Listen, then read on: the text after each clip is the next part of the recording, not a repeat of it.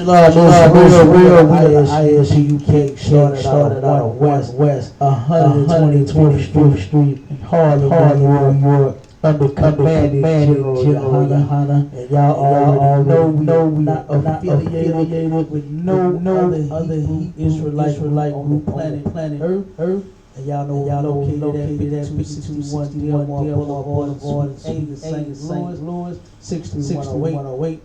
And if anybody want to call in, any questions, listen live, 712 832 8330 218 339 7800 605 400 641 426 1000. And the access code for all four lines is 825 1636.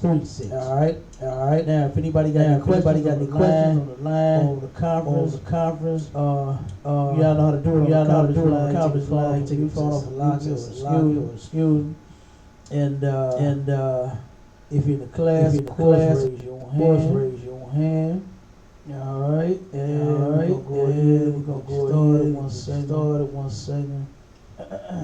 I got some questions. And if you want to text questions, if you don't want to ask the questions out loud, over the line or whatever, you can text all questions to 314 723 before we get to the topic. A few questions. We had a couple concerns that we're going to address as well. Right. So the first.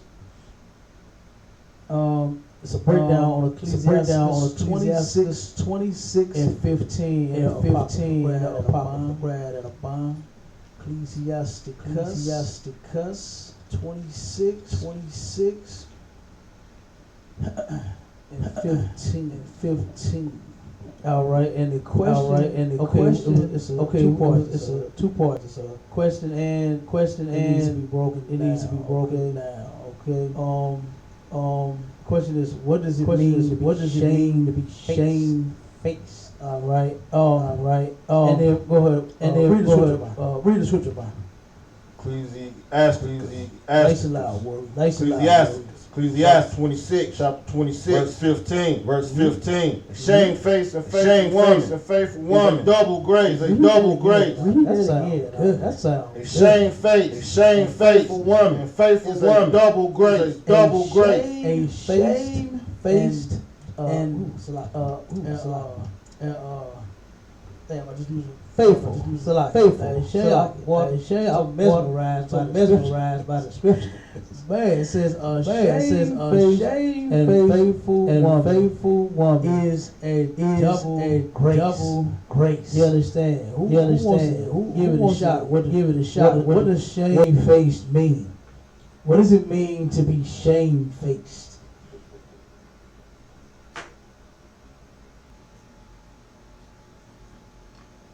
Who knows what it means to be shamefaced?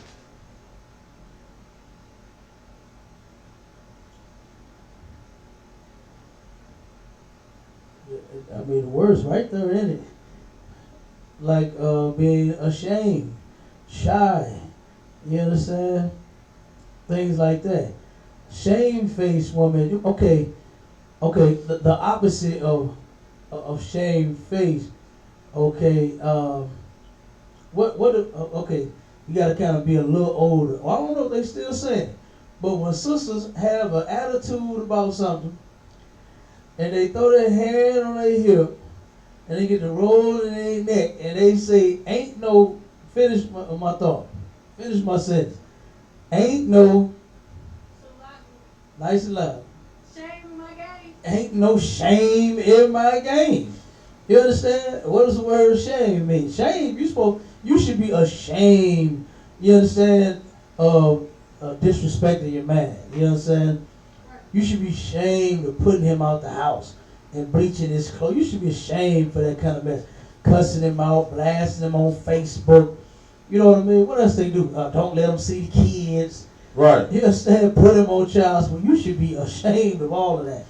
But guess what? Oh, matter of fact, and you should be ashamed on him as well. You know what I'm saying? And lying claim that the baby was his, knowing that it wasn't. You should be ashamed of that. A woman is supposed to carry a tremendous level of shame. I ain't gonna say no small. She's supposed to carry a tremendous level of shame when she's out and about and doing whatever it is she's doing. You understand? She should be ashamed because you represent your husband, number one. You understand? So if you out in the streets, say you running off at your mouth, you know what I mean? You all out of control. What? Look at what you know what I'm saying? How you representing your husband. Like he don't teach you nothing. What were you saying back in the day about like you ain't got no home training? Right. You know what I'm saying? They still say it today. Okay. You acting like you ain't got no damn home training. You understand? And a lot of our sisters do not. But the sisters that come into UPK and they turn around and they shame-faced and faithful. You understand? Paternity court is one reason that everybody should know that a lot of sisters are not faithful. Almost every episode, the sister is, well, I made a mistake and I slept with his cousin. You know what I'm saying? You don't mistakenly open your legs to anybody. Right. You understand? You know full well what you're doing. And don't try to blame it on the alcohol either. Don't try, you know what I'm saying? You wasn't that damn drunk. You know what I mean? So, like I said, ashamed, the scripture says, ashamed, number one, the woman is ashamed. She's not, say for instance, like how a lot of sisters like to flirt, and think that it's innocent and have a man at home. You ain't supposed to be flirting with another man. You should be ashamed, you understand, to turn around and engage in a flirting conversation with another man when you have one.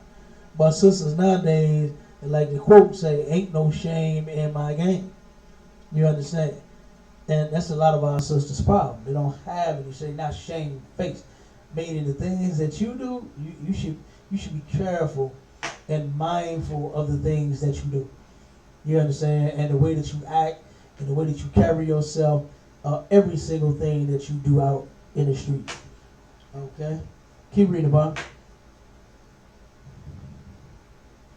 And her continent, mind, cannot be valued. Okay, and her contented mind cannot be valued. So you get that a contented mind is a woman that's like she's like satisfied with what she has. You understand? That's what that's like. She's not. Have you ever heard of someone, a brother losing his job and then the woman flip out and he act all crazy? You know what I'm saying? Like it's the end of the goddamn world. Right. You know what I mean? The sister, she gonna comfort that man. She gonna, you know what I'm saying, help him find another job. Hey, baby, I was at the store, they had an application. You know what I'm saying? I grabbed you one. Something like that. Not turn around and tell the man, well, what you gonna do? Because love don't pay no bills. You understand? And get a bug in the hell out of the man, make him want to leave you. You know what I'm saying? That's not how you do it. You can't value a sister that's in the UPK. You can't put a price on her mind and her period. You understand? The scripture says that this woman, a righteous woman, is worth more than rubies. You understand? A quiet and meek woman is great. Boy, oh my God. You understand? She got it going on. And you can't put no value on that. You can't put no dollar amount on that. If you got a sister that's down with you, good damn night. That's faithful, like the scriptures say, that's a double grace. You understand? Because a lot of these sisters, man, have no shame in their game. And they are not faithful. And they've been that way for a long damn time. This ain't nothing that just turned around and started happening. Give me Ecclesiastes 7 and 20. I believe it's 28.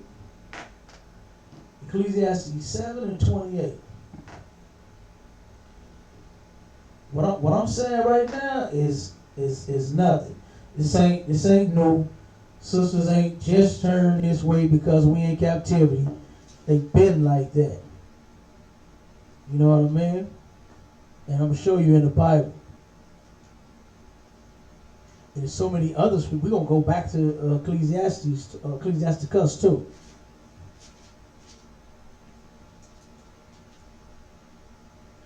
Ecclesiastes 7 verse 28.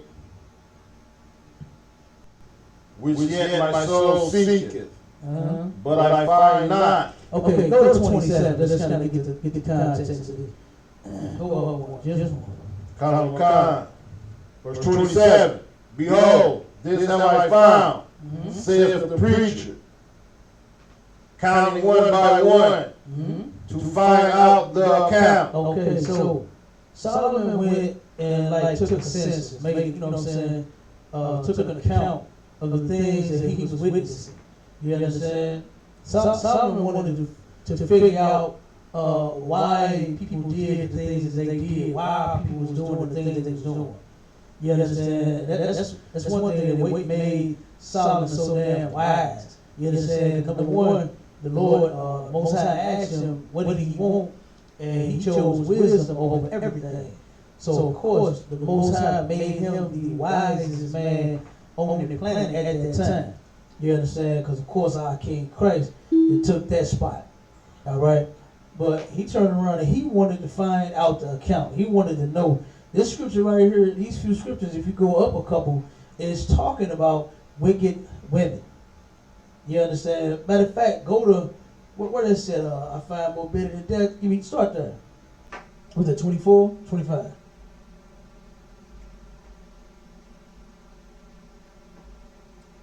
What verse is that?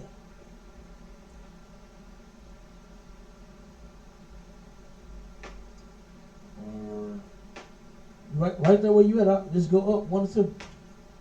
What it say? Verse 24. What did it say? That which is far off. No. I find more bitter than death. Should be about 25, right?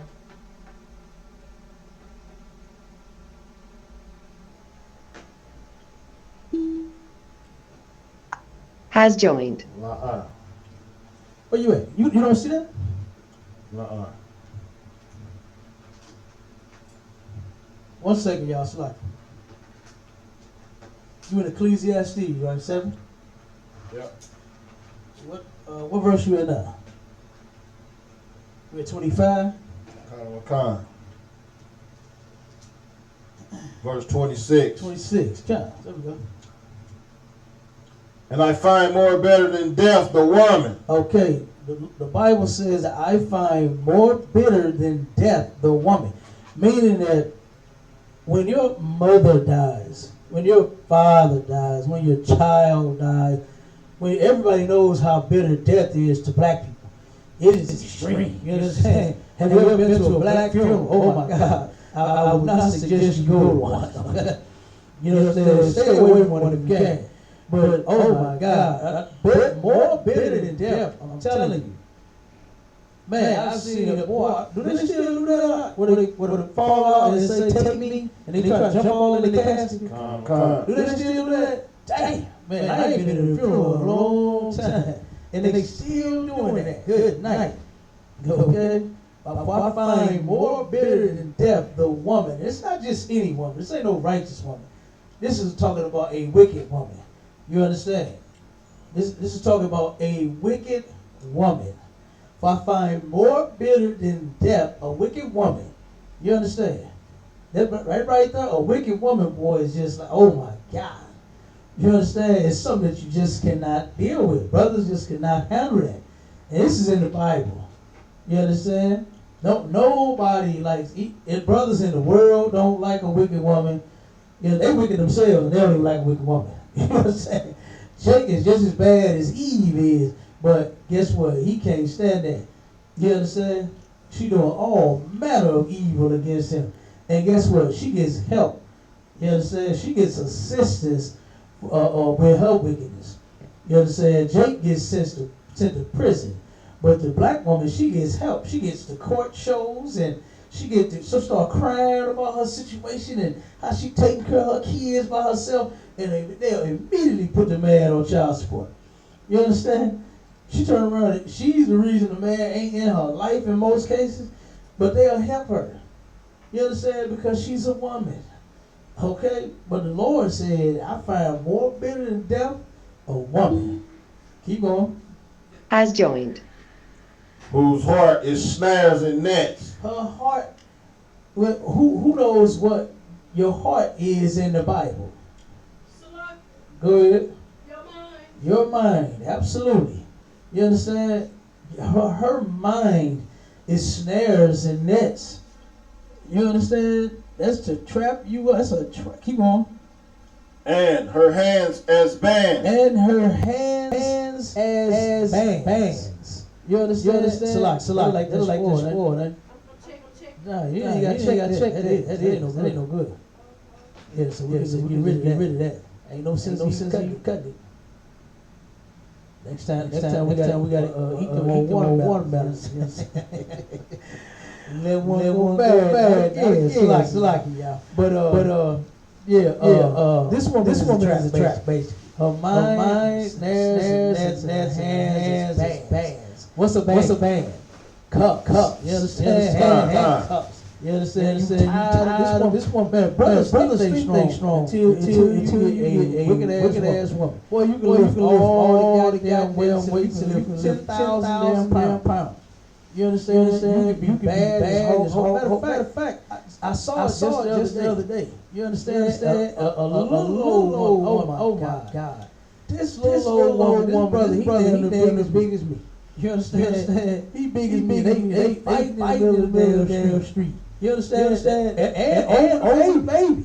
You understand? The brother jumping out the car. He just could not take it.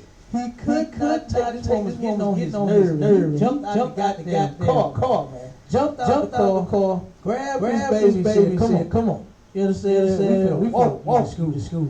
And she turned around and ran met the man in the middle of the street, started jumping on the damn street. He trying to get away from broad. She jumping on the man. You know what I'm saying? He got the baby and they hurt the baby in the process. He got her all in the headlock. You know what I'm saying? He tried to put this wicked ass woman off of him, and then turn around and she followed him some more. You understand? And the brother just sitting there hollering, screaming. He's like, look, just leave me alone. Leave. Go. Bye. Get away from me. You know what I'm saying? Get out of my face. And he just couldn't. Boy, I saw it all in the brother's face. And I swear, man, I thought this brother was going to knock this little girl. I mean, she's a little baby girl. I mean, man, little thing that looked like she wouldn't even cause no problem, man. You know what I'm saying? She looked like she would not have started no problem with this man at all. But boy, you know how Jake. Man, fuck you, bitch. Know what I'm saying, you motherfucker. Know what I'm saying? Fuck your mama, hoe. Fuck your mama in her ass. Yeah, I mean, you can talk that shit on the phone, motherfucker. What's up with you, motherfucker?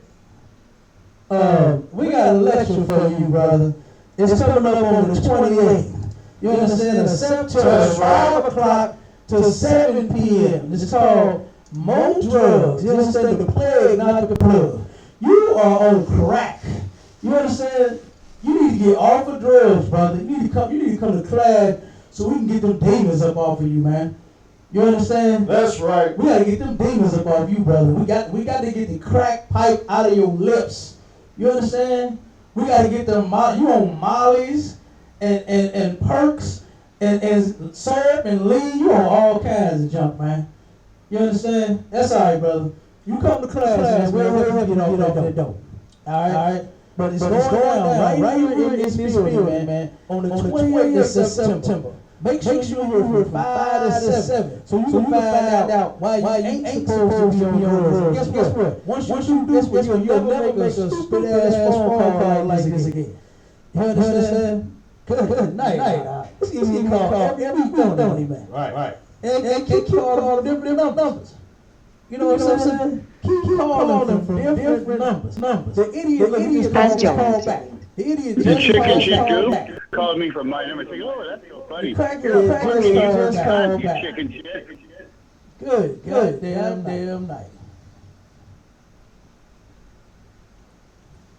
You ain't got nothing else better to do with your life. Right. You understand? We out here trying to fix black people. You understand? We're trying to get them out of the Christian church. We're trying to get our sisters off of the stripping pole. We're trying to get our brothers out the street selling drugs to kill each other.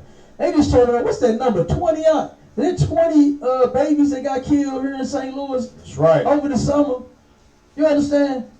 20 damn children, man, let alone the brothers and the sisters themselves. 20 children. We're trying to fix everything that's wrong with the black community. And all this idiot has to do is call the class and interrupt class every damn week from a different number. He is a homosexual. That's right. This is a homosexual. You understand? And he sees some warriors that he know wouldn't give him the time of day. Look, now he just called for another number. I understand that. Now they call it from another Shut number. the fuck up and fucking hang up the phone, you You understand? stupid Look at that. Good damn night. They call different numbers out. They ain't got a goddamn thing to do with life. That's right. You understand? But guess what? We gonna keep waking up blacks, Hispanics, and Native Indians. You ain't stopping that. You just showing how big of a damn fool you is, and how much you need to get off of that dope. You understand? Only a gay crackhead will be making calls like this. You understand? That's right. Good damn night.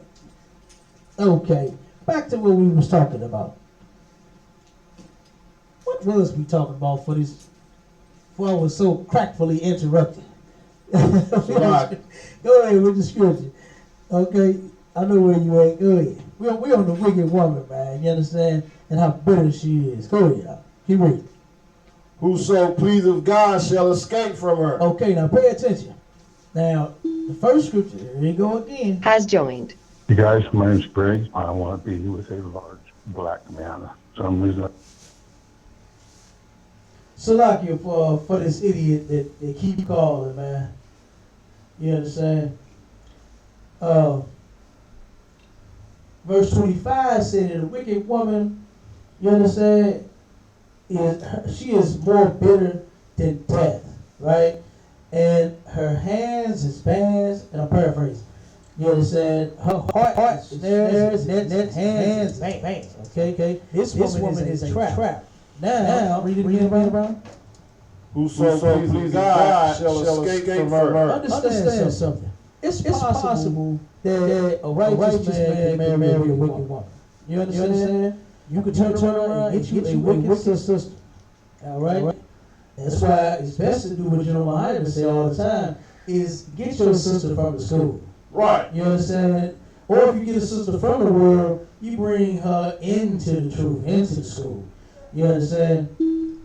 So hold on. There go the idiot again. Has joined. Black cock sliding up in me.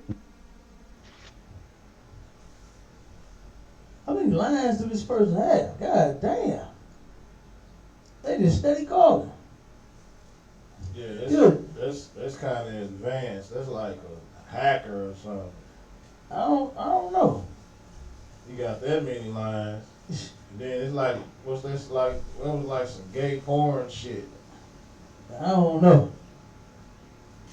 I just heard what it said. That was some gay shit. What did it say? Something about a rod. Oh, I don't know. I don't know what they said. Every time I see the number, I just block it. Cause that was a brother the first time. Right. Then they got like this automated shit. White man. Yeah, whatever. I said he's a homo, so. Right. I know that. I know he look. God damn. Has joined. Got all numbers. Good. God, nice. He called different numbers. Okay. Anyway, let's keep it rolling. You understand?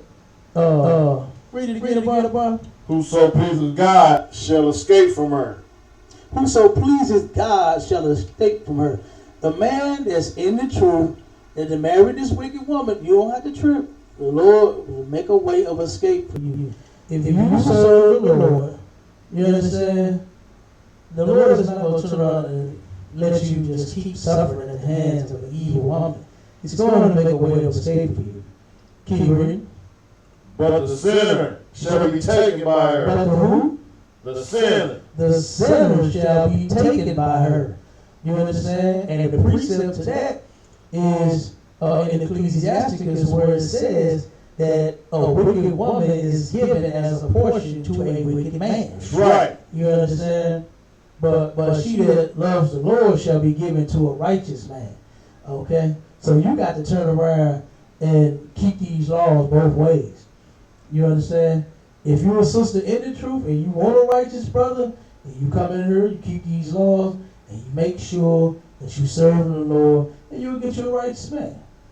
Same for the brothers. Do the same thing. Keep the law, get you a woman from the school, or bring the sister out of the world into the school. You understand? You'll be thankful that you did. All right? So, now this is what it's talking about right here. Now, go on to the next scripture. Give me the next one. Behold, this have I found, saith the preacher. Mm-hmm. Count one by one. Okay, so he said, now, this is what I found, said the preacher. Meaning that I turned around and, like I said, when it took the census and I got the account, you understand? I got all the numbers. Okay, keep on. To find out the account, Mm-hmm. which yet my soul seeketh, Mm-hmm. but I find not. Okay, my soul seeketh, and I find not. Let's find out what he's seeking, what he's looking for. Keep on. One man among 1,000 have I found. One man out of 1,000 have I found. What is he talking about? He's talking about a man that's in the truth, a righteous brother. Okay? So he went around out of 1,000 brothers, he only found one. You understand? That was in the truth, and that was a righteous brother. Keep on. But a woman among all those have I not found. But a woman of all those have I not found. I went around looking at that same 1,000 women. I couldn't find one that was righteous. You understand? I couldn't find that one that was right. You see what I'm saying? So what that means is, it's probably there are 5,000-10,000 women you find in one. You understand? Right. Every 5,000-10,000 there women, you only got one righteous one. Okay? One that'll be in the truth. Okay? And let me tell you something. The people that's been in the truth, the brothers and sisters, it's always been few. It's never been many. Like, just think about it. Okay, Christ is going to return after the Most High seed at 144,000, right? Think about all of the Christians in the church. That's 144,000 of them just in one city. Right. You know what I'm saying? It's 144,000 Christians in one city. And we ain't even talking about worldwide yet. We just talking about right here in the city of St. Louis. You know how many churches it is right here in the city of St. Louis? Right. It's 1,700 churches right here in the city of St. Louis. 1,700 Christian churches right here in the damn city. Okay? So, hey, if that's the case, Christianity was the way, Christ would have been back. If singing and dancing was the way, Christ would have been back. You understand? If that old rugged cross, they made a song about it. You understand? That old rugged cross. And then they keep their Bible raggedy and stuff too like that. I think that means something. Right. I done seen them Christians got a raggediest Bible. Yeah, it's my old, it's ragged, but it's my Bible, it's mine. And I just keep, you don't read it. You understand? You don't read it. That's why it's ragged. It gets walked on and sat on in your car and stepped on the whole of your house, dust all on the goddamn mantle. You don't do nothing with the book. You understand? So out of 1,000 women, he couldn't find one. Not one at all. All right? So this thing right here, with that scripture, when it talked about being shamefaced, go back to Ecclesiasticus. 26 and 15.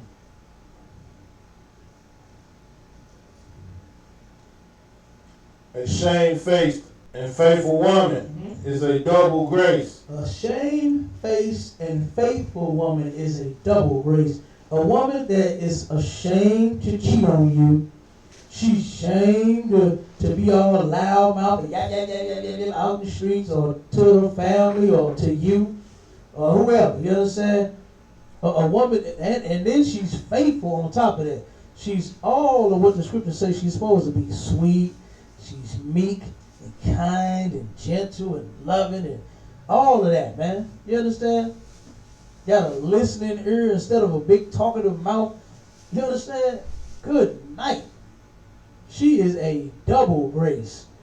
Okay? You got a righteous sister, it's true. Boy, you better hold forever. Right. You better hold that forever. That's worth having. Okay? Keep reading. And her continuing mind cannot be valued. Her contented mind cannot be valued. The way this sister treats you. You understand? The way this sister take care of you, the way that she is. All right. You can't put no price on her mind. Okay. And then another thing.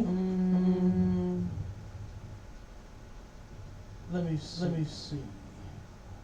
To where you know that evil has been around for thousands of years. Like we read that in the Old Testament. That's over 2,000 years ago. Okay. Now let's read. Go skip up to verse 7.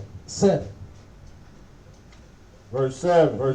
An evil wife is a yoke to and fro. What kind of wife? Evil wife. Why is this in the Bible? Because guess what? Evil wife way back then too. This is nothing new. The same way our sisters is evil right now today. They've been way on back when. You understand? Keep reading. He that hath hold of her, he held a scorpion. He that hath hold of her is if he is holding a scorpion. And I always compare this to Indiana Jones and Temple of Doom. You ever seen that movie? Come. Hey, every scene there, he got a scorpion in his hand, right? And it's like that was the little kid name. The little kid to be the scorpion about to eat his damn heart out of his chest. Right. Indiana Jones, just like this, in the Temple of Doom, fighting with that damn thing, trying not to get bit. That's what it is, man, when you got an evil wife. You understand? Keep on. A drunken woman, and they gather abroad cause of great anger. A drunken woman, a woman that drink too much, and a woman is a gather abroad. What does it mean? Gather abroad. What does it mean? What's the word "gad" mean? Gather abroad. Salak. Go ahead. Gossiping, smack talk. Damn right. She talked too much. You understand? She's a gather abroad. She talked too much. So a woman, a drunken woman, and a gather abroad. Okay? It's a causes great anger. Telling all the man business. The man that got laid off work. Everybody in the world know he ain't working no more. You know what I'm saying? Y'all had an argument. Who the first person you call? You got to call your mama. Right. And your mama got to call your daddy and your uncles and your brothers. And we need to go get her. You know what I'm saying? Causing all kinds of problems. You know what I mean? Causing all kinds of problems. Running her big mouth. When sisters need to learn how to be quiet. But I'm just breaking these down to show you that this is nothing new. These sisters have been doing this for thousands of years. That's why this is in the Bible. You understand? It's nothing that no man thought of. Solomon actually saw it. Ecclesiastic is Solomon again. You understand? Solomon actually went around and saw these things happening. Keep on. And she will not cover her own shame. And she will not do what? Cover her own shame. What's that old saying? Ain't no shame in my game. You understand? She is loose as a goose and don't give a damn who see, who know. I'm grown. You know what I'm saying? What they run tell that. What else they say? What else they be saying? Come on, some of you sisters, give me some of them lines y'all used to use. When y'all used to get smart and go off on men. Take them phones off mute. Give me some of them lines. Give me one in the class. What y'all used to say? Don't laugh. Give me. Okay, y'all shave face now. Okay, I'll take that. I want them to come out of their shave out here. Right. Let's let them stay shave face. Okay, keep going out. But you get that, you know what I'm saying? A woman that will, and she will not cover her shame. Okay, she's not ashamed of what she does.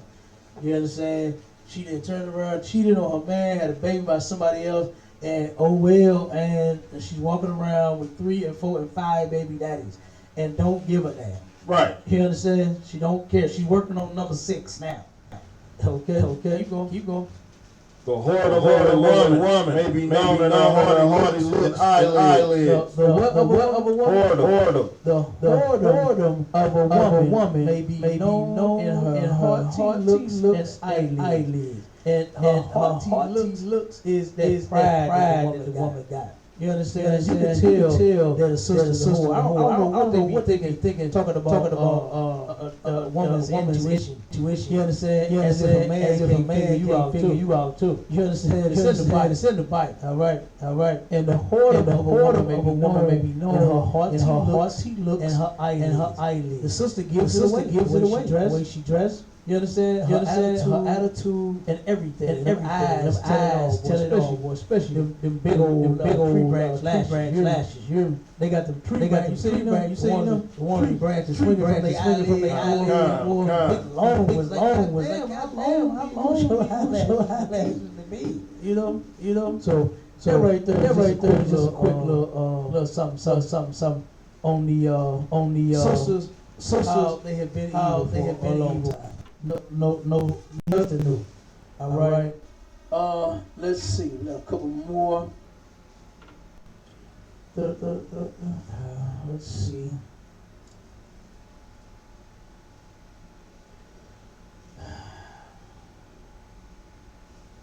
Why do women get jealous of their husband, other wives, and fake a fallout? Is it a demon? You say fake or fallout? Like you have a problem with yourself or? Go ahead. That's when you start arguing over anything and then go around and cheat. Fake or fallout? Right. So what that mean when she fake or fallout? She just slide. You just start a petty argument and then be able to go do what you want to do for that time. Then come back you. Okay. Go ahead. It's that when he's saying and also like creating problems in her head where it's affecting, her household, her husband, and then, another woman as well. So it's like they beefing and having issues, but it's really wasn't no issue there. It's just, jealousy type thing. Okay, yeah, that's definitely a demon. You know what I'm saying?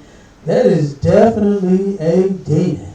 Okay, and sisters have always been jealous of brothers, other women. Give me verse 6 in Ecclesiastes 26. Read verse 6.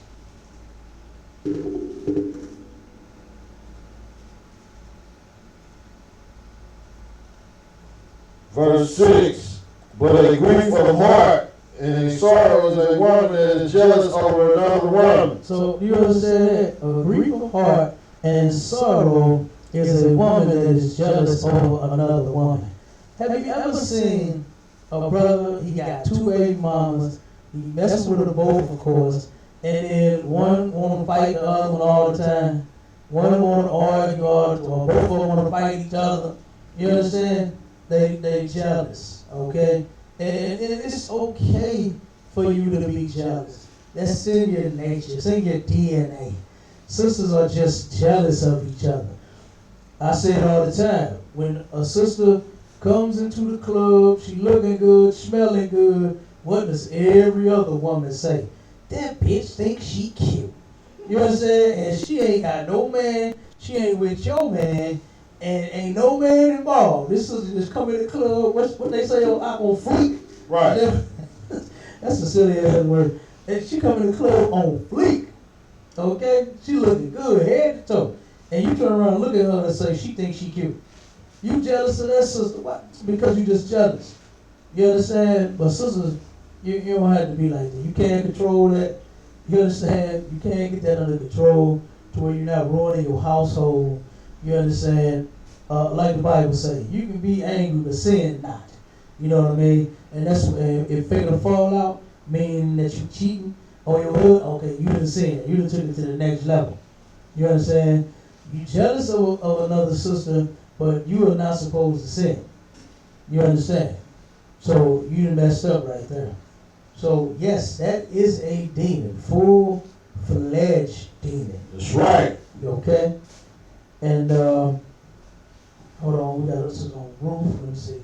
And then we got let's see, let me get this other one real quick. Let's see.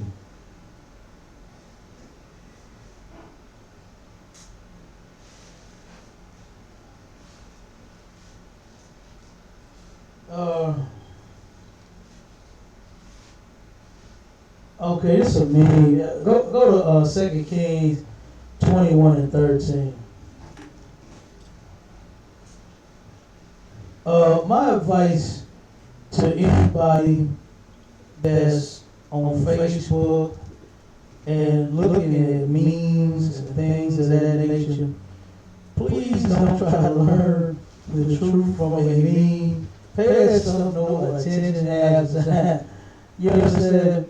Because it's silly as hell. Okay?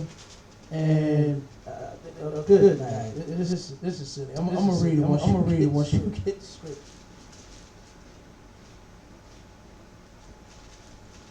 Second King 21 and 13. 21 13. Okay, before you read it, go ahead and read it first. And I will stretch over Jerusalem, the line of Samaria, and the plummet of the house of Ahab. And I will wipe Jerusalem as a man wipes a dish. Plug this in. Plug this speaker. I think it's going out. Whenever you hear that, try not to be too loud. Watch the camera. Don't sweat. Camera. The class. Plug it in for me. All right, I think that's a little better. Go on. Okay. This is what the meme said. It says husband. Where in the Bible does it say it's a man's job to wash dishes? And then it says wife. 2 Kings 21 and 13. And it says I will wipe Jerusalem as a man wiping a dish, wiping it and turning it upside down. Please pay attention. Don't pay attention to Facebook. You understand? Don't take these memes serious at all. Please don't try to learn from a meme. That's not talking about washing no dishes. Okay. Read that again. And I will stretch over Jerusalem, the line of Samaria, Keep going. and the plummet of the house of Ahab. Keep going. And I will wipe Jerusalem as a man wipes a dish. Okay, you gonna wipe Jerusalem as a man wipes a dish. This is a metaphor. You understand? What the Lord is saying. He is going to the nation of Israel. It's going to wipe. Turn around and wipe you just like a man wipes a dish. But that's definitely not talking about a man washing dishes or a woman washing dishes for that matter. You understand? It has nothing to do with dishes. None of that. Okay, now Okay, now I guess maybe it was a dish question. Maybe it was a is it dish okay question. For a man to wash dishes? Is it okay for a man to wash dishes? Yeah, he can wash the dishes. I mean, damn, yeah, you know, wash the dishes. It's up to him, you know, how it's up to him he runs his house, how they, you know, him and the woman works that out. You know, him and the woman works that out. Have no problems with having the dishes with. You know, in the dishes, taking whatever load off of their man, taking whatever load off of their man. In here, they know it's a lot of work. In here, it's a lot of work to say that the harvest is plenty, but the laborers are few. It's so much work to be done. You understand? And it's only so few brothers to do it. You know what I mean? So guess what? Every brother is overloaded with work to do. And we got slaves, we got wives, we got kids, we got child support, we got traffic court, we got all kinds of stuff. You understand? So sisters is trying to take off as much pressure off of a brother as they can. You know what I mean? And so a lot of them do the cooking, do the cleaning. They know that the priest got work to do. So these sisters are taking care of their husbands in the Isupk. And they doing the dishes, they doing the cleaning and whatever else. Their husband has to fix a whole nation of people. You understand? We gotta fix a nation of people like the brother that keep calling the class, interrupting the class. We gotta fix that idiot. You understand? One day the brother gonna turn around and stop doing that and call in and listen to class. You understand? We gotta fix people like that. You understand? So sisters know that, hey, you know what I'm saying? I get the dishes, baby. But it's nothing wrong for a brother to cook, nothing wrong with him washing dishes, nothing wrong with him, you know what I'm saying, doing those things, you know? So I guess maybe that was the question or whatever. And who was Ruth? Ruth was when it says she was a Moabitess, she was an Israelite that lived like the Moabites. You understand? And that's been the big argument about Ruth and how she was a heathen woman, which that is not true. Ruth was an Israelite that lived like the Chinese. You understand? The same way. What's that sister that sing that new song? The song Sativa. What's her name? Not Ella. Oh damn, I'm about to say her name. Elko or something like. What's her name? Look that up for me. Look that sister's name up. This sister here that sings this song, she is actually an Israelite, but she lives in China with her mother. Her father was a musician. I forgot his name, but he's a musician, and of course she got her musical talent, you know what I'm saying, from her father, you know what I'm saying, but she is more into the Chinese side of her family. You understand? She dresses like, what's her name? Janae Aiko. Who? Janae Aiko. Janae Aiko? Aiko. Janae Aiko, whatever the name. Yeah, that's her. That's a sister. You understand? But when you look at her, you know what I'm saying, she has the appearance of like a Chinese woman in the movie. You know what I'm saying? She do her face and try to look Chinese. And she even said that she is more in tune with the Chinese side of her, you know what I'm saying, than her father's side. Right. And she lives in China. She, you know, I guess she probably son of the boy, you understand? I'm talking about, she probably talk like that and everything. You understand? And that's another reason why the Lord said not to mix and have children with heathens. Because you're going to turn around and make them follow and serve their God. When the Lord gave us a culture, the Chinese got their culture, they got fortune cookies. You understand? That's their culture. We have our own culture, man, and it's a badass culture if you ask me. You understand? The best damn culture on the planet. Braids, afros, studs, you understand? Boots, garments, warriors, you understand? Man, please. That's, boy, look at her. Keep going. Good night. You understand? That's the best culture on the planet. You understand? It's our culture. Okay? But yeah, that's, you know, that's how our people are. You understand? That's how they do. They so ashamed of being who we are. Yeah, I know. All we've been known to be is what? Crackheads, whores, drug dealers, deadbeats. You understand? We've been known to be everything horrible. But guess what? Like I said, we got the best culture on the planet. All right. So that Sister Ruth was living like the Chinese. All right, and then let's see. We had another question and concern about monogamy. Yes. And I'm gonna break out with this article that I got here. All right. This is the history of monogamy. This is all broken down. You understand? To where if you could understand the Bible, the scriptures, if you understood the spirit behind it, then you would understand. You can understand this article. All right, I'm gonna start off. Okay, because of course a lot of sisters. All right, you know brothers, they with it, even though when they say they ain't with it. You understand? Right. Even when Jake say he ain't with it, he's with it. Because he already got other women. You understand? He just scared to tell his women because he know that them women gonna turn around and leave him. You understand? If they find out about each other, oh boy, they gonna give him hell. So he just, oh no, baby, ain't nobody but you. You know what I'm saying? Oh no, brother, I can't deal now with the more than one woman thing when you already got other women that you dealing with on the side. Right. You know what I'm saying? Only thing about the men in the UPK is that we just honest about it. You understand? That's all. But is monogamy the only way to be in a relationship? No, it is not. Right. All right. And this is, let me show the article here. This part is says this is monogamy is as old as Adam. Okay. And it says monogamy is as old as Adam, but that's not the real issue.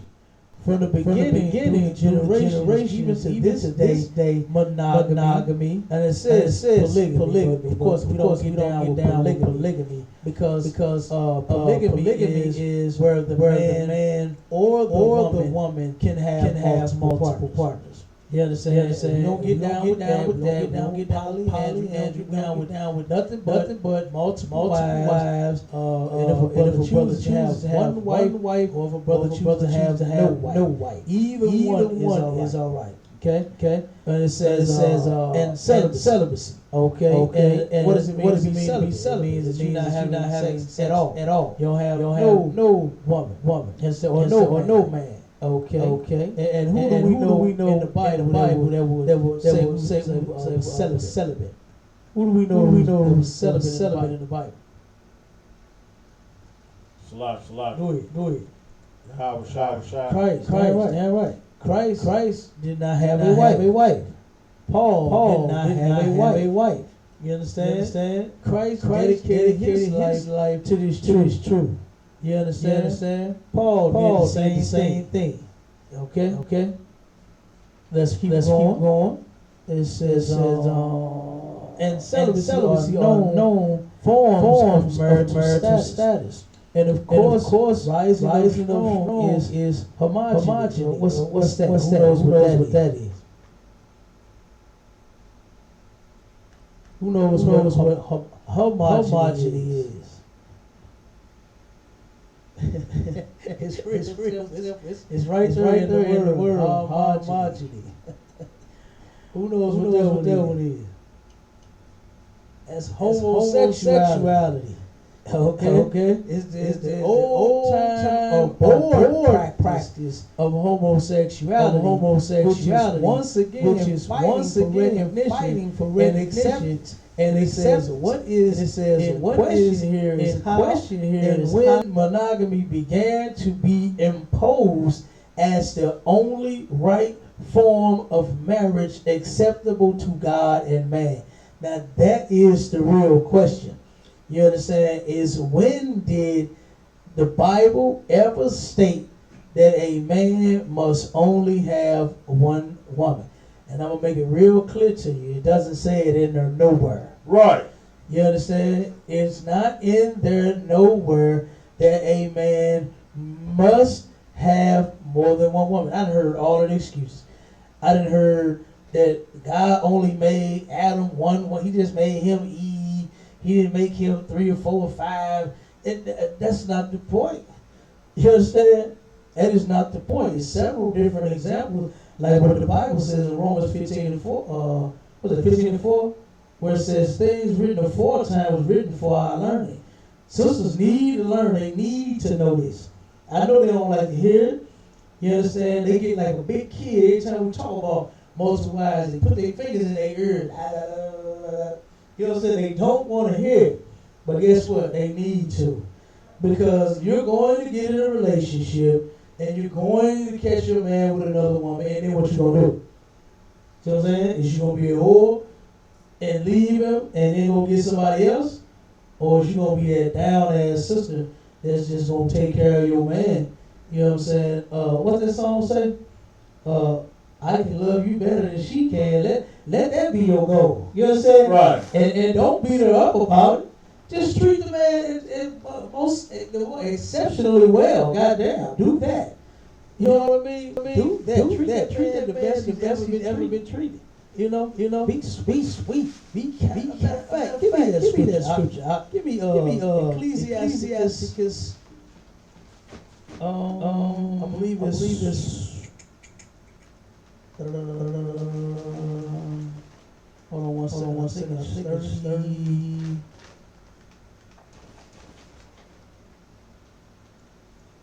36 and 23.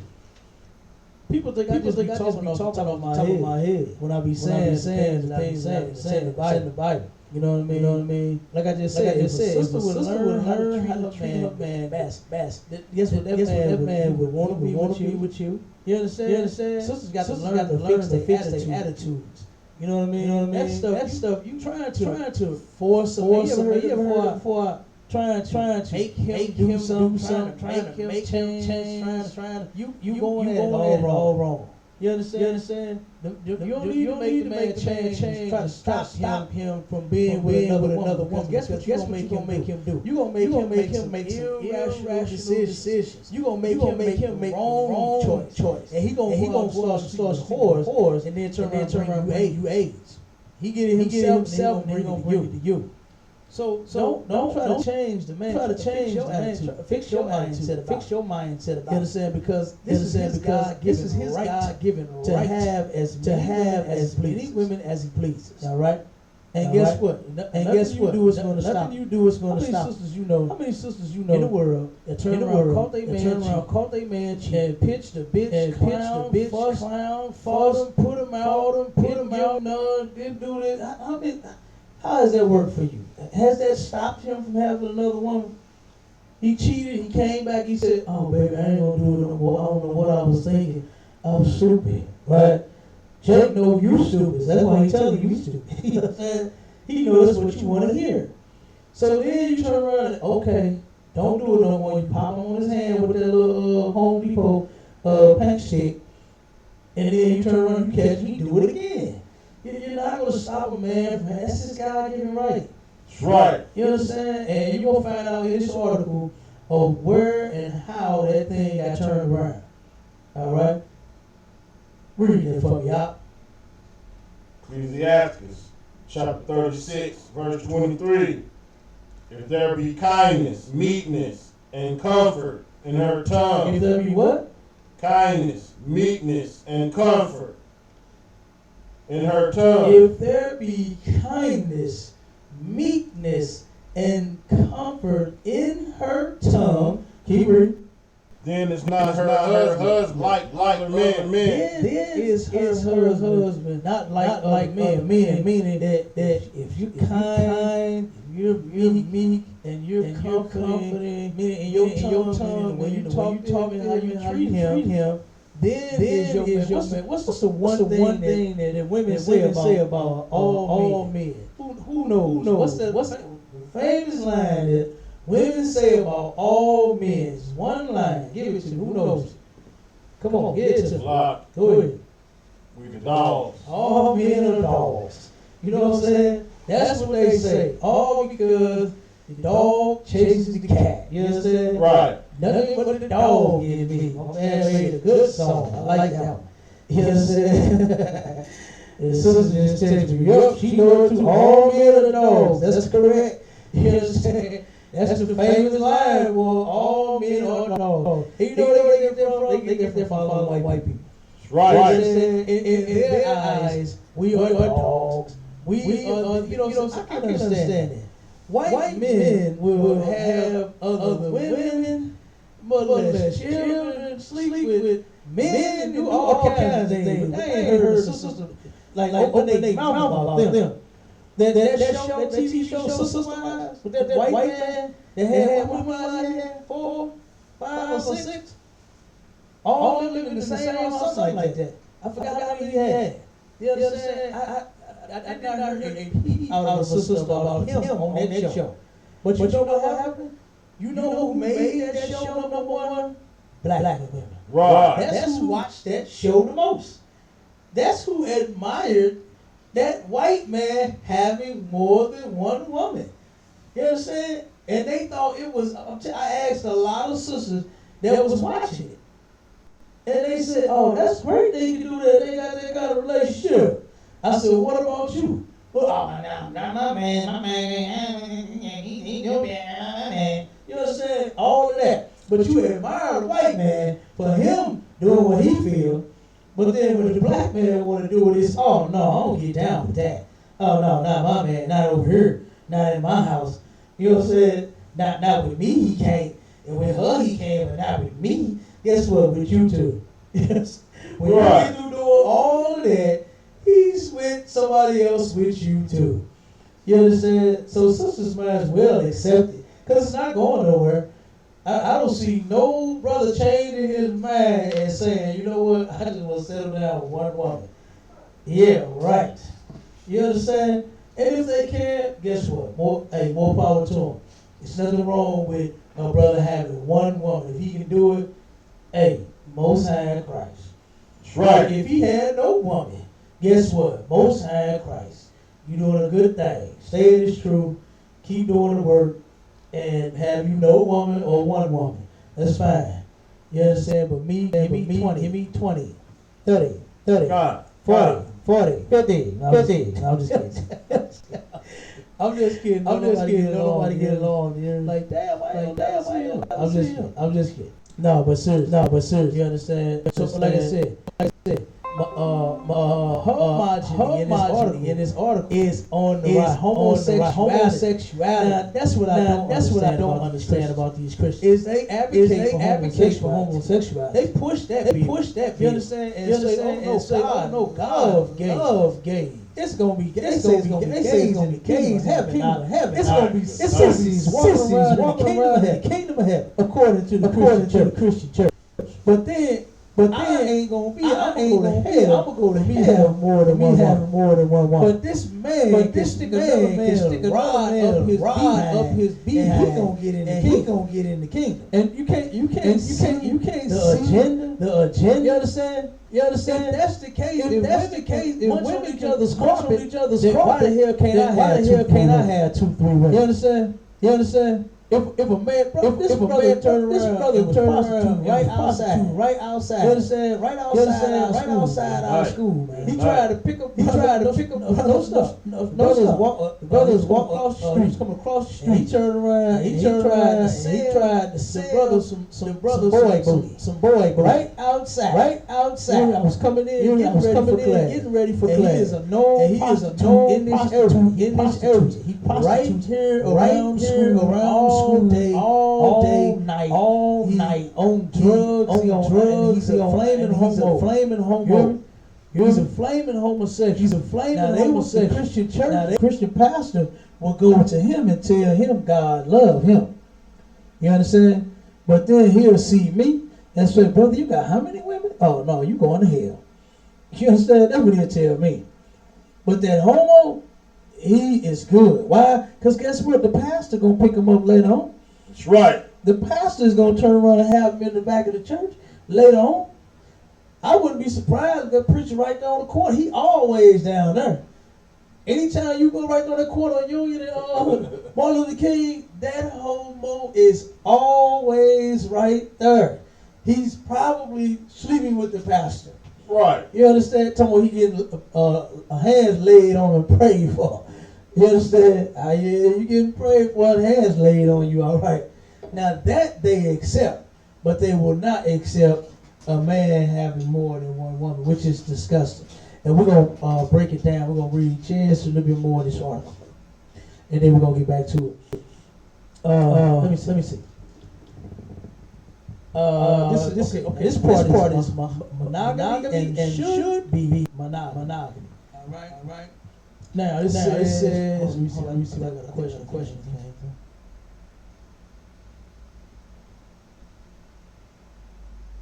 Okay. Sister said being with someone who has multiple wives is an adjustment. That is correct. You understand? I do understand that sisters coming straight up out of the world, having it your way, being told that it's all about you. They made a song about Maya. It's all about me. You understand? Whoa. The sister is already selfish. She don't need to hear that. Right. You understand? It's all about her and her wants. You understand? So she turned around and she's been told it's all about her and her wants and what she needs, and Christianity is part of the reason. Matter of fact, religion is the reason. Christianity is the reason. Because those preachers are supposed to be telling people how to live their lives according to the way that God wants them to. That's right. You understand? And they have not been doing so. They have not told the black woman that a man can't have more than one woman. It's God-given right. They're not telling sisters that. So yes, it is an adjustment. You understand? I do understand. We understand UPK. But that's what counsel is for. Okay. To help you learn how to deal with changes that you're going to make faced with. You understand? But most of our people, they so full of pride. They don't want people to see them at their lowest point, or weakest point, or whatever. So they just try to deal with it on their own. The Bible says that a wise man seeks counsel. You understand? Right. You have an issue, you have a problem. You come get counsel. You understand? That's what we're here for. So that you won't go and sin. You turn around and ask us, oh, well, he got another woman. What should I do? Stay with him. And we're going to show you the scriptures. And we're going to let you know that you're not supposed to divorce your husband. You understand? And then you get counsel. You learn how to deal with the situations. You understand? There was a sister that turned around. She was thinking about getting into school at one point. You know, and I really believe that this sister was going to make a difference. You understand? She turned around and found out her man had another woman. They was having problems. And she called for counsel. And the sister was lecturing her man and just badgering him and going in on him and just making him just not want to be around her. That scorpion that Indiana Jones had in the Temple of Doom. That brother was living in the Temple of Doom every day. You understand? He lived in the Temple of Doom with a scorpion. All right? And she turned around and she said, well, I don't want to leave him. I want him. You know, but he with this other woman. I know he is. Gave her counsel. I told her sister, learn to do something different. Be creative. You understand? That's a new word. Be creative. Okay? Be creative, man. Don't do that to you, man. Don't, lecture your man. He's a man. You don't want to hear you lecture him. You ain't his mama. You understand? You don't want to hear that. So do something different. Don't unplug the game. You got to do some different things, man. Don't do that because he's on the game too long. Don't do him like that. You understand? I understand sisters ain't too fond of the brothers playing the game. You understand? But don't do him like that while he's playing the game. You see that sister that turned around and deleted that brother's history on his game or something? Went to the bathroom, he started smashing the TVs, and he wanted to smash your head. You know what I'm saying? That stuff is important to some brothers. Don't do him like that with that game and get your head smashed. Okay? But, learn to do something different. You gotta. It's something that a woman has to where she can, persuade her man to do certain things. I'm talking about the righteous way. I ain't talking about for nothing evil, nothing wicked. You understand? But if it's, baby, get off the game, come spend some time with me. Okay, you know what time that is. You understand? Just take all your clothes off. Damn. You understand? Tell them, Daddy, come get this. You understand? Something like that. Don't be an idiot to the man. You know. So the sister said, you know what? I'm gonna try it. I'm gonna try it. And she turned around and she stopped lecturing him, and she came back and said it worked. You know what I'm saying? I stopped doing this, stopped doing that, and it worked. The man was spending more time with her. You know, you was more pleasant to be around. You know what I'm saying? The brother, he want you and the other woman. But if you been the damn creature from the Black Lagoon, you understand? If you been a damn Sasquatch, you understand? A big beast, that man don't want to be nowhere near you. But if you been that little sweet little thing, oh my God, you understand? What man can resist that? What man can resist something sweet? Like that old song said, you're like Mom's apple pie. You're so sweet, sweet, sweet. Who can resist that? So sisters learn to do that more than they, you know, guess what? Hey, you turn around and win that competition that you have with that other sister, and instead of losing, you know what I'm saying, and turn around and damn, just driving your man up a wall. You know, you're gonna lose that. So if you want to stay in the game and stay in the competition, then you learn how to treat your man nice and sweet. All right. If there be meekness and comfort in your tongue, then is your man not like other men. All right. So while everybody else talking about all men is dogs, you talking about, hey girl, I'm good. You know what I'm saying? Me and my man have a great relationship, and that's what should be the goal. But let me get back to some of this article.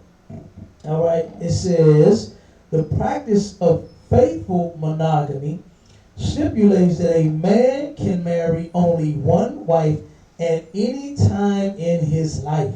Now, pay attention to how they focus, and they're only saying the man. You understand? They're only saying that the man must have one woman. They don't teach this in no church, that the woman is only supposed to have one man. Because soon as the woman starts having problems with that man, what kind of advice does the preacher give her? Who knows? Somebody give it to me on the line, in the class. When the woman starts having problems out of her husband, what kind of advice will the preacher give her? Slot. Go ahead. Get a new man. Leave him and get you somebody else. You deserve better. You understand? They feed the sister emotions versus feeding her the truth. You understand? She's upset. She caught him with another woman, or he just won't do what she want, or whatever the case may be. You know what I mean? And that's his advice to her, is you can leave him and get somebody else. All right? It says, even though the various forms of marriages have been practiced through the generations, it says monogamy has emerged to become law in some countries today, such that the legal registration of more than one wife become a violation. And it says this is termed should be or must be monogamy, meaning that this is the way that the white man says that it should be on his paper. So if you go to the courthouse and you try to marry, if you marry one sister on paper, and then you try to marry another, then you are in violation, and they can turn around and sue you for that, take you to court. I would have to look up what the white man does. It might be a fine. I don't know if nobody goes to jail for it. They might. You understand? They just might. You know, you might be faced with jail time if you do that. But I had to look that up and see. Okay, and it says the first instances of such widespread enforcement were in Western Europe, and it eventually gained worldwide acceptance in the modern world, especially in the Western Hemisphere. And said, how did it happen? More so, how did it become known as the only acceptable standard to the God of the Bible when so many of the Bible's founding patriarchs were openly polygamous? And again, we don't get down with polygamy. It's just saying multiple wives. That's all. That's all we get down with in the Bible. You understand? And it says the answer, of course, will be one of the greatest concerns to Christians. And it will be an interesting but a very tragic one. All right? And then now we're going to break down a little bit of the history right here. And it says, we have to look at some other related history first. The Roman system was an empire built on conquest with incorporation. All right? Meaning they ended up taking over. Okay? And it says, the secret of Rome's strength lied in her ability to incorporate vanquished nations into her own political body. So what Rome essentially did was they went around killing everybody, you understand? Fighting everybody, making them surrender. Pretty much the same way America is doing it today. Is he come into your land, gobble up your resources, then when you try to fight back, he go to war with you, then he kill you and burn up your place, and then you have no choice but to surrender, and then he pays you, and then you do what the hell he say do. You understand? And then he owns you and that land. That's basically what the white man is doing. The Bible says that the earth is given into the hands of the wicked. That's right. And the earth has been taken, the control of the earth has been taken by force. They haven't been going to the other nations of people and everybody and just saying, hey man, can I buy this land from you? You know what I'm saying? I want to rule over you and your people. I got more money than you do. Let's negotiate. That's not what he did. You understand? That's not what the white man's done, and he didn't do it now, and he didn't do it back then. Everyone at one point had more than one wife. And I'm talking about all nations of people. Everybody did. It wasn't just an African thing, and it wasn't just an Arab thing. Everybody had more than one woman, and there was nothing wrong with it. But due to Rome, you understand, that's when they turned around and forced this monogamy into the Bible as the only way to be married. Okay? And then, let's see, it says, the answer, of course, will be one of the greatest concerns. Oh, sorry. I'm back on business. Okay, fine. Never before had so many people been brought under one government without making slaves of most of them. Now, you know, the most of them is talking about us. Right. The Israelites. Okay, because we were slaves up under the Romans too. Okay? And it says the Romans were basically barbaric and lawless in characteristics, but were experts in adaptability, absorbing nations, cultures, and religions, and crossbreeding them into one another by force if necessary. Now pay attention to what this article is saying. The white man, like I just said, he didn't come and just ask to be one of you. You understand? He didn't turn around and, like say, oh, you're an Israelite? Oh man, how can I get down with y'all? What's y'all culture? Yeah, that sounds good. No, he didn't do that. You understand? He turned around, he was barbaric and lawless in characteristics. Look at what this article is saying about the so-called white man. That he's lawless and barbaric. You know, the white man actually said that we were the ones that were barbaric because of how we talk, how the Hebrew is, ancient Hebrew. You understand? He claims that we are barbaric. Actually, he's damn barbaric. You understand? And lives completely lawless. Israelites are supposed to be living according to God's law. Right.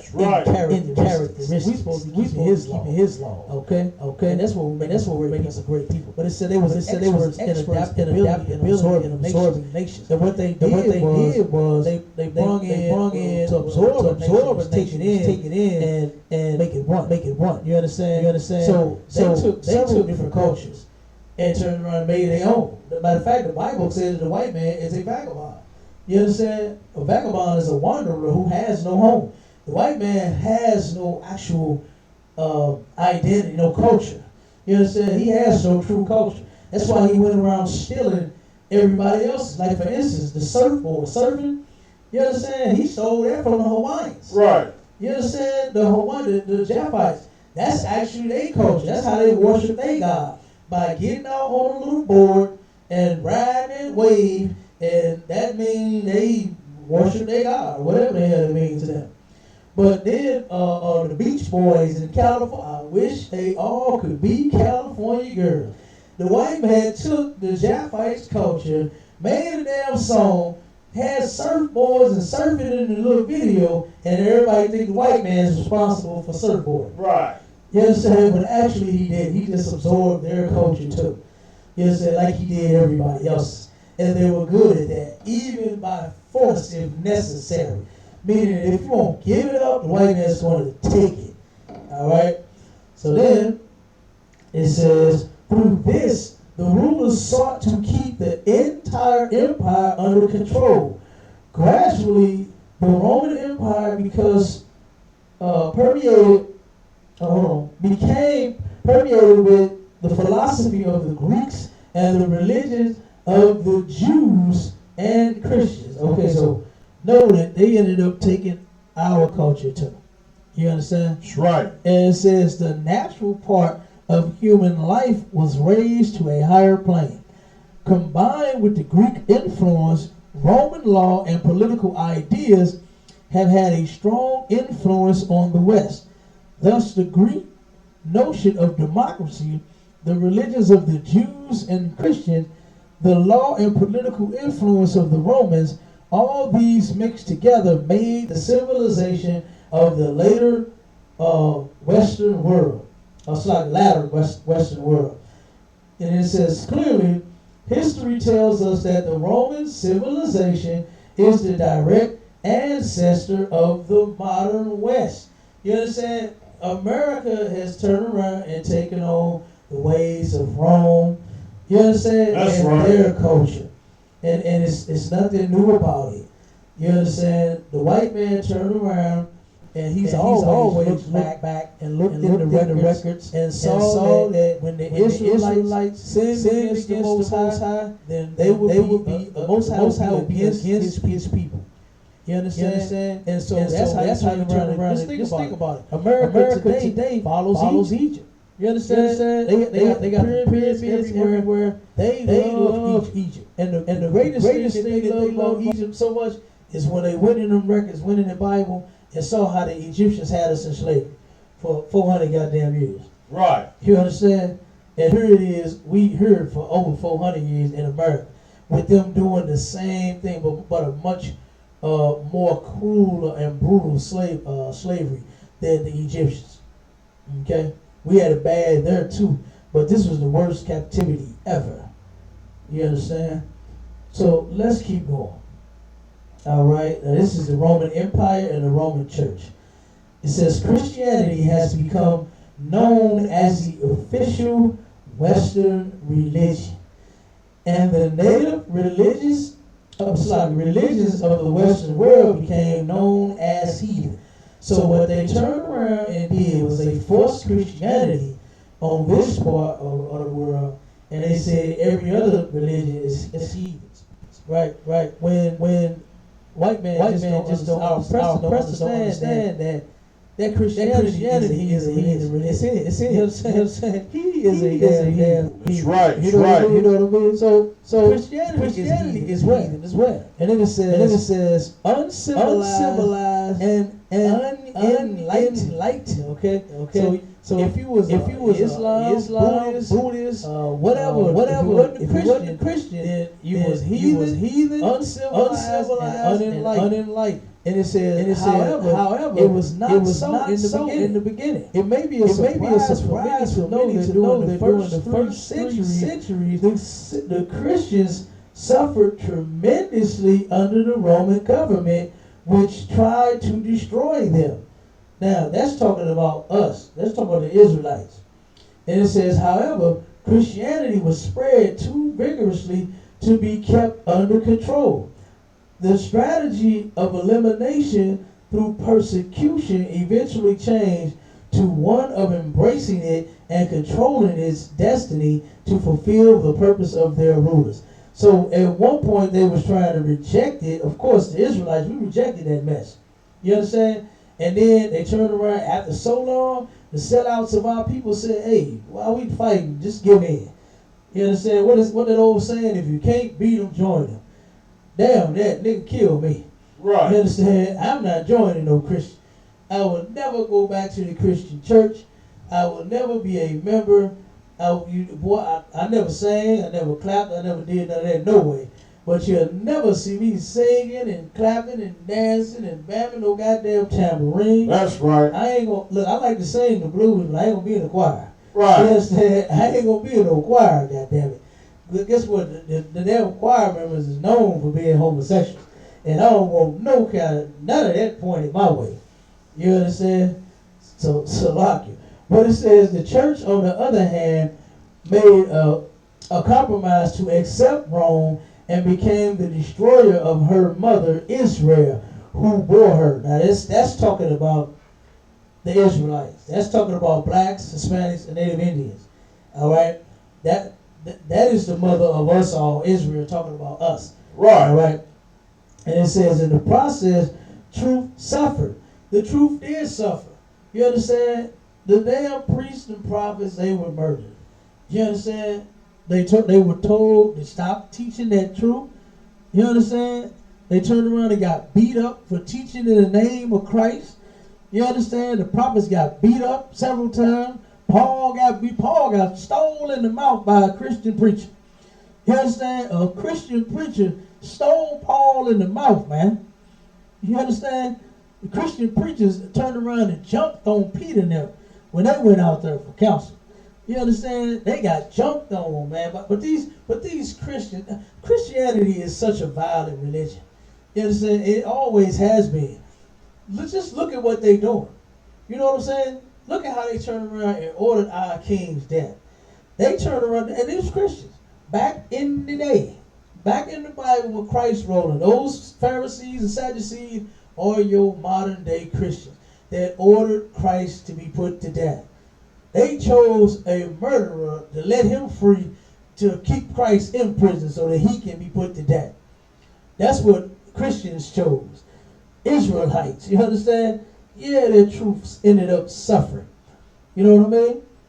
Well, it suffered and it turned around and it vanished. It was like it was gone. It was nowhere to be found. Christianity was all over the land and all was well. You understand? But thanks be to the Most High for this truth.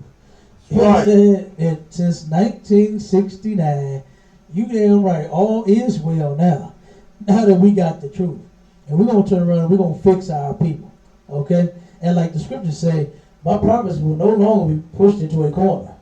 You understand? In fact, these niggas, after they go to Hebrew Academy, you better not try to even push them at all. Right. You understand? You better not try to push a brother coming up out of Hebrew Academy at all. All right? Let alone push him into a corner, because it ain't going to happen. All right? But it said, biblical commandments that the apostles taught were subordinate to pagan convenience. The church entered into apostasy. And it says this was fully realized in the 4th century when Emperor Constantine the Great declared himself a Christian. And it says the first pope and the ruler of the church, which he called the Roman Catholic Church, that existed to these days, it says, by his own authority, he set up church councils, installed and deposed bishops, imprisoning and banishing them, imposed religious edicts under the penalty of Roman law. He set up the Council of Rome and Nicene, and it says, and bridged the empire of Rome to the Church of Rome. All right. Now this right here is going into how, like I said, the truth ended up suffering. Okay? And they ended up doing away with the truth, period. And now we have all of this Christian mumbo jumbo going on today. All right, and now here we're gonna go skip down to where it says. This part where it says the Romans were notoriously monogamous. And let's see how notorious monogamous the Romans were. Think back to the Roman culture. You understand? Right. To the Romans, homosexual. You understand? The Romans started turning around and they kidnapped Sabians' wives and did all kinds of things. But they notoriously monogamous. You understand? So they say. All right. 1 second. Let me find this report.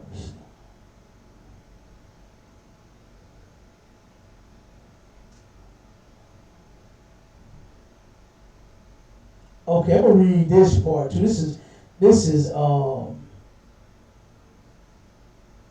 celibacy propagated as holiness.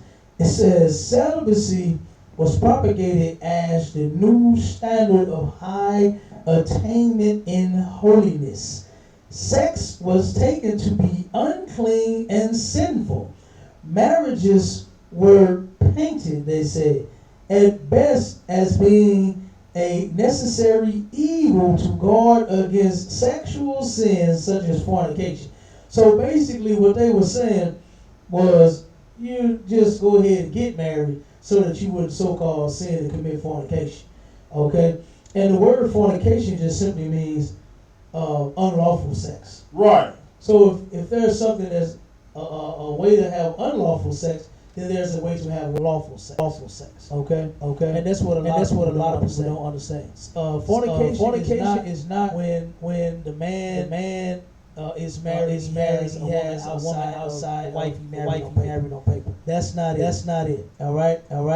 Fornication is unlawful sex. It's not unlawful for a man to have one woman. So he therefore has not committed a sin. But this is what they said to do. Sex was taken as unclean and sinful. Now. Notice how all of those Catholic priests was molesting little boys. Right. You understand? That is damn unclean and sinful to molest a damn child. You know what I'm saying? That's unclean and sinful. You can guess what? Get dirty with your wife. Get in there and do that. That's good. You understand? She needs you and you need. All right. And give it to him. Give him some. Stop playing. That's right. All right. It says because of such a heathen belief, right? Pay attention. This is a heathen belief that sex is unclean and sinful. And therefore they painted marriages.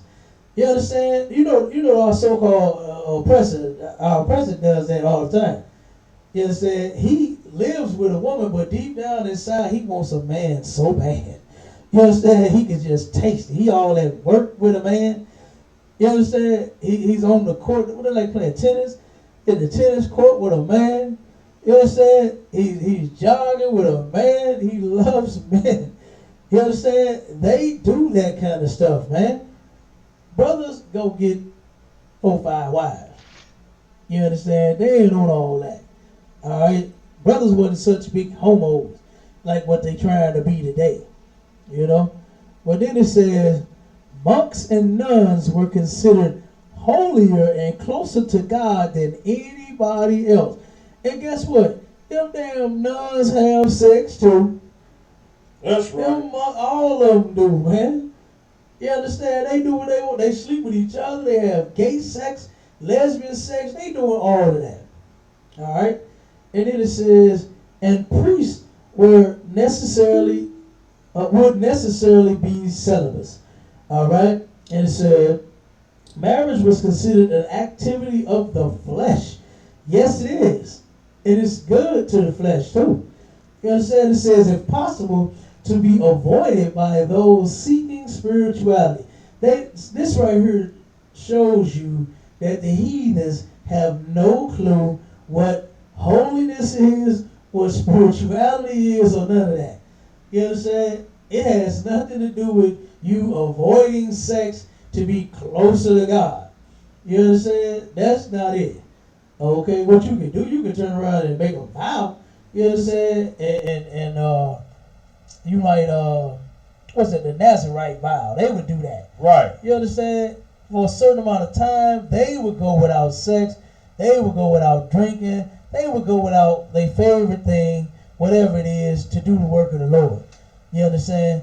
But they don't necessarily mean it's just, oh, I'm so close to God because I'm not having sex. You know what I'm saying? If you have a wife, have a husband, you owe him that sex. It's his, it's hers. Give it to him. You understand? That's what the Bible says. That's how you know Christianity is a lie. In 1 Corinthians 7, it talks about that due benevolence.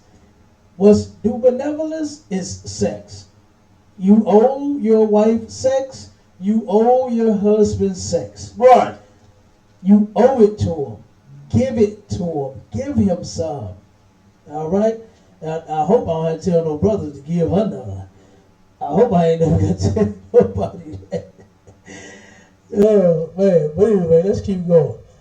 It says, thus monogamy would be tolerated as an acceptable norm among the less spiritual.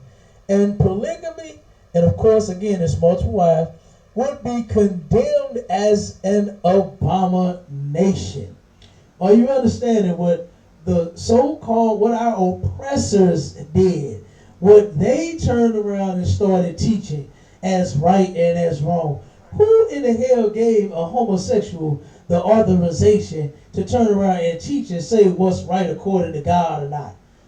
You understand? That's even in the Bible too. Is that the so-called oppressor, he is not even supposed to be opening his mouth and teaching nothing according to the word of God. And that's in the Bible, man. I'm going to get that scripture in 1 second.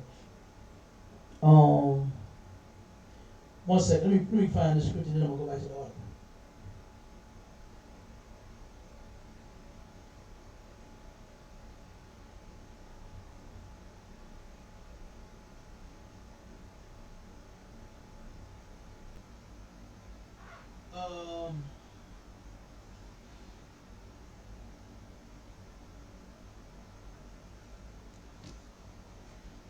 One second, that's not it. Hold on.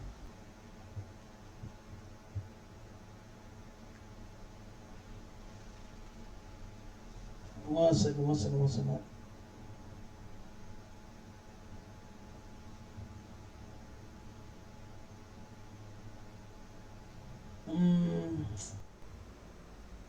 Give me, I think it's Psalms 56.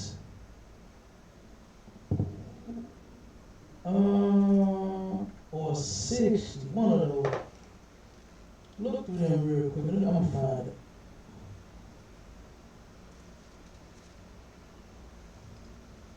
One second.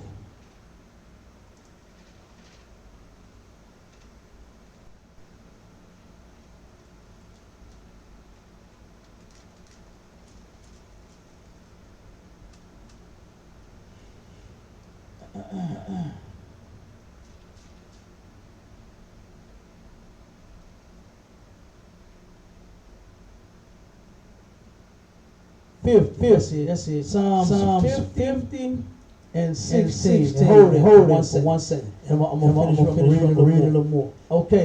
But again, it says, now this was done by the Romans. Thus monogamy would be tolerated as an acceptable norm among the less spiritual. So the so-called more spiritual you was, the more holy you was, the more monk or Catholic or nun you was. You understand? You didn't have no wife. Then you turn around and you're more spiritual. But the ones that's less spiritual, you can have a wife.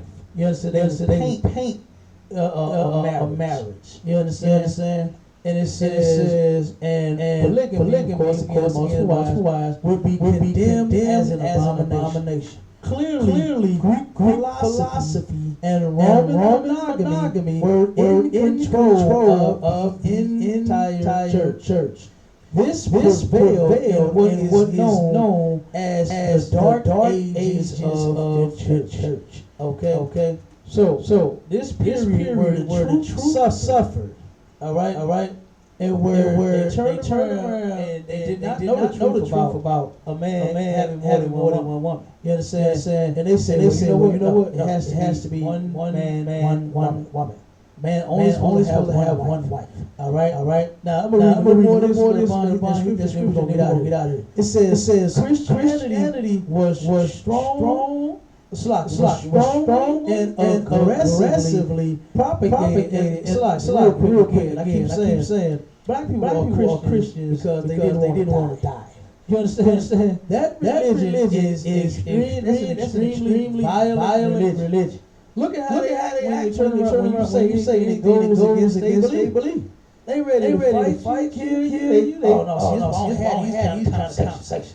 Talk about politics and religion. Boy, keep all that nonsense. You can't control yourself and have a conversation.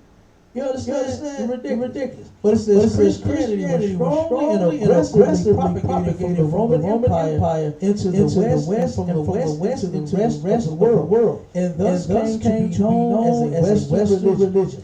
It should be noted that the Romans were notoriously monogamous due to an inherent exclusivity, which we shall discuss later in monogamy. And what they're going to discuss is how they wanted to keep churches well. You understand? They didn't want for the priests to have wives and then get divorce and then the woman take them alimony and all that, sue them and take the church as well. You see what I'm saying? So they only interest in teaching the Catholic priests not to have wives was so that they can keep well. They can keep the money, keep all of the jewels, all the keep all of the stones, all the all you understand?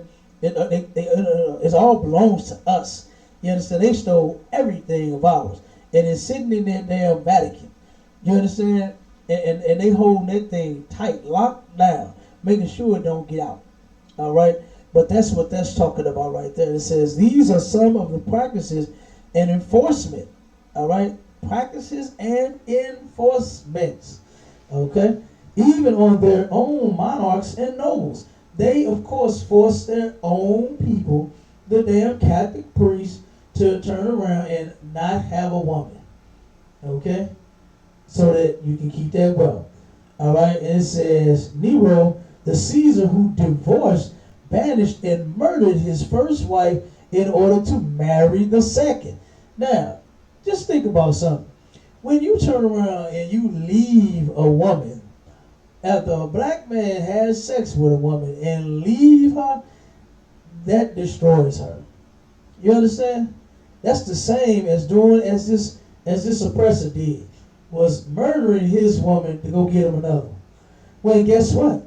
If you wasn't Catholic, if you wasn't Christian, if you was, well, of course they can't be in the truth, but if you was in the truth, then you'll know that you ain't got to kill no woman. That's right. You just go get you another one. You just go get you another one. And you got two now. Okay, but that's not what he did. It says he blamed his atrocious act of burning Rome on the Christians. Okay? He said, and why did he do that? Because Christianity teaches him to only have one woman. Can't have more than one. It says what resulted were countless martyrs. All right, so a lot of people dying after this. Even Napoleon, the great conqueror, who crowned himself, could not overthrow this law. You understand? Napoleon couldn't get past this one. All right. And it says he had to divorce his beloved wife Josephine in order to marry another. So as to yield the son. So he divorced her. She couldn't give no baby. So he ended up somebody else got pregnant. You understand? So this is what happened when in the New Testament the Christians claim that they follow Christ. Christ says the only reason you can divorce your wife is if she cheat on you. That's it. Not now other reasons. Not because she can't have no baby. Just go have you, go get you another woman that can have children. You know what I'm saying? Simple as that. Don't divorce the woman or do like Nero did with his crazy self. Is kill her. Right. You understand? Don't kill the woman because you want another one. You know what I mean? And guess what? That our oppressors have been doing that for a long time. Look at them shows on what's that TV? Lifetime and True TV and all of that. They've been doing that for the longest.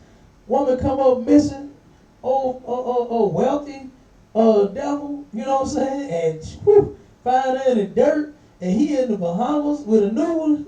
You know what I'm saying? He's somewhere else with a new one.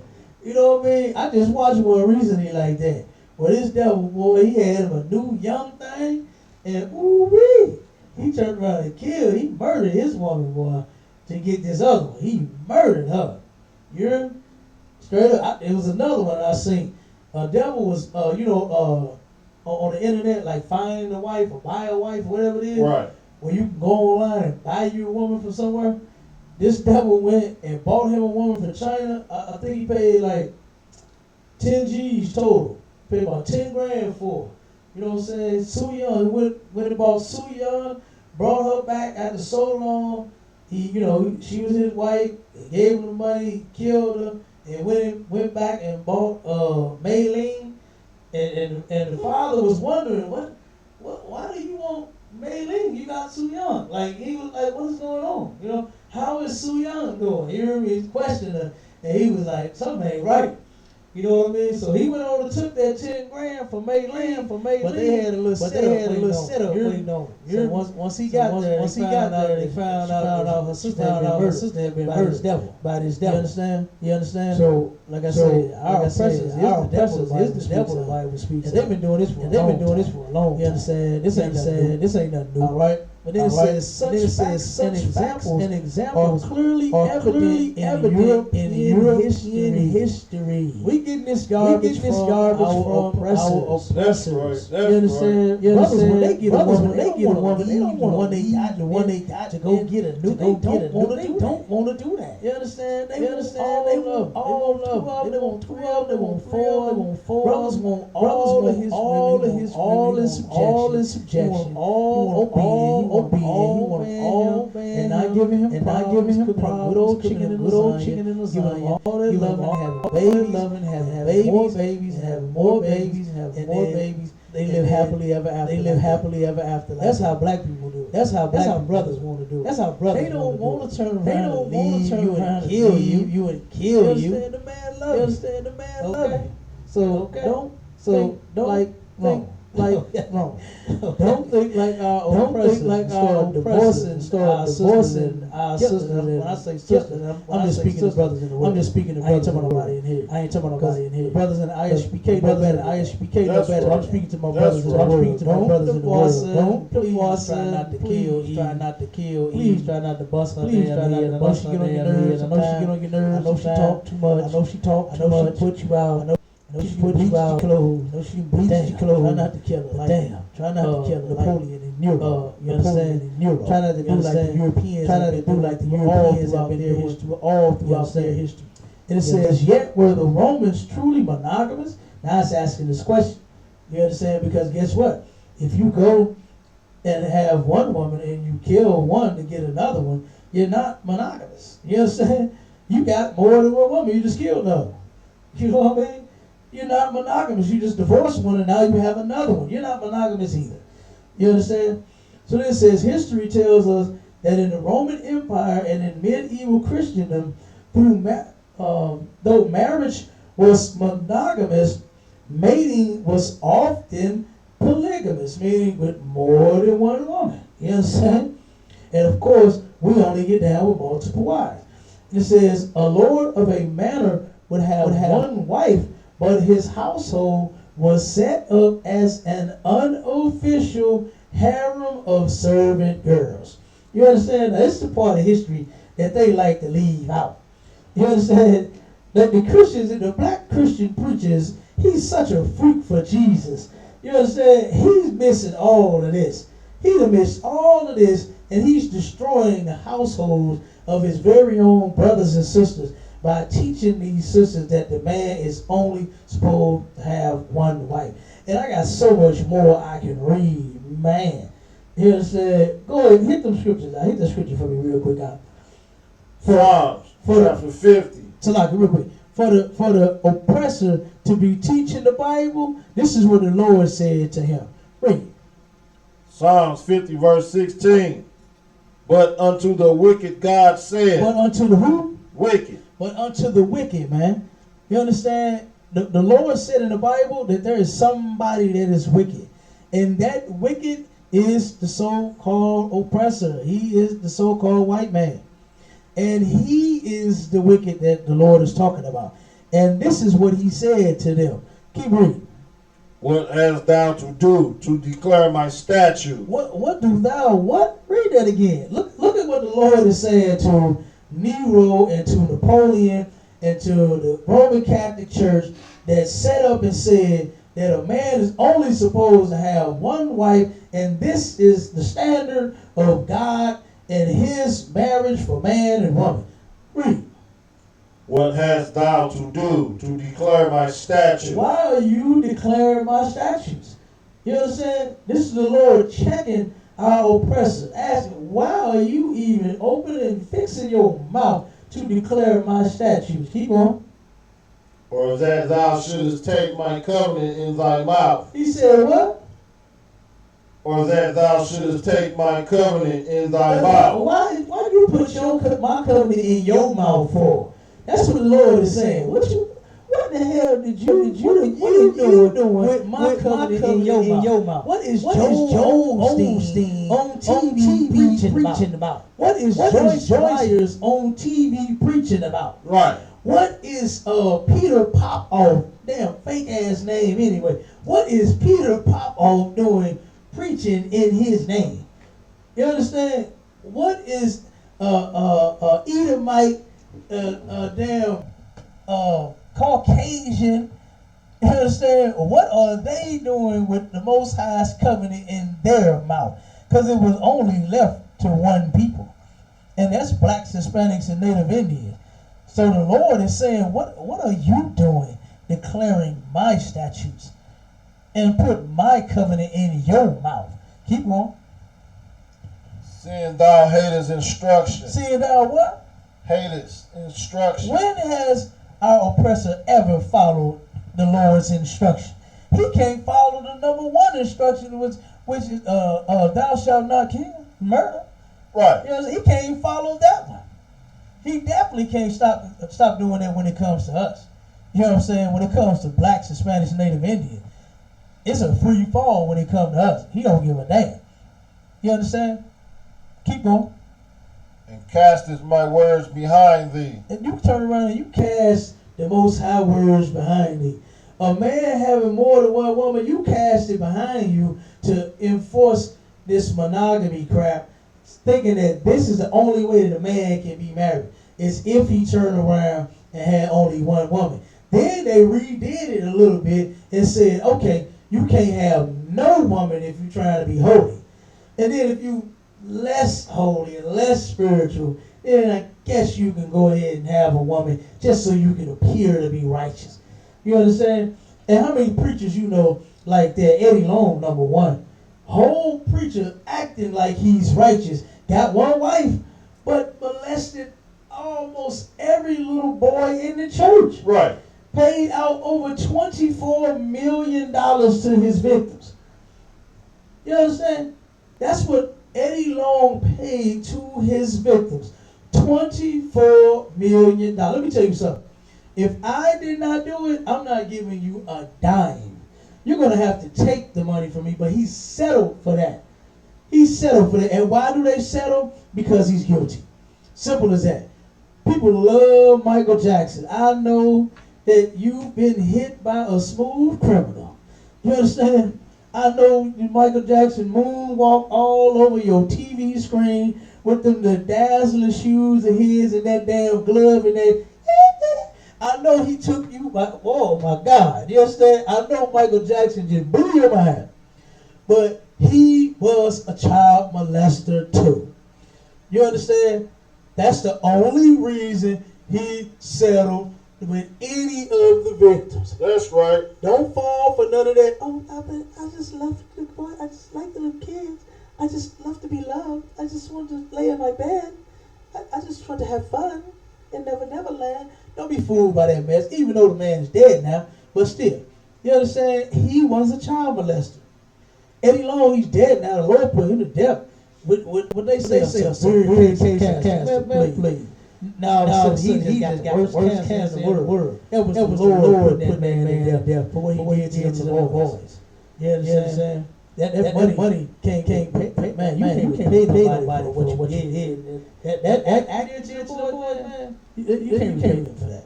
You understand? I don't give a damn if you gave him 24 million apiece. That still wouldn't have did it. You know what I'm saying? That would not have fixed that. All right, only this truth will. Okay, is it any more of that? Nah. Okay, so that's what the Lord had to say to our oppressor. You understand? When it came to him trying to teach this truth. It's what are you doing with my statutes, my covenant in your mouth? You understand? Why? Because the Lord did not give it to nobody else but the nation of Israel. Give me Psalms 149, or is that 147? 147 and 19, or is it 149 and 19? Which one is it?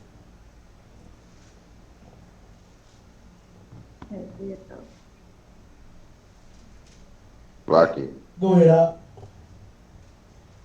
It's 147 and 19. Come, throughout the word, go and get it, Bob. Psalms 147 verse 19.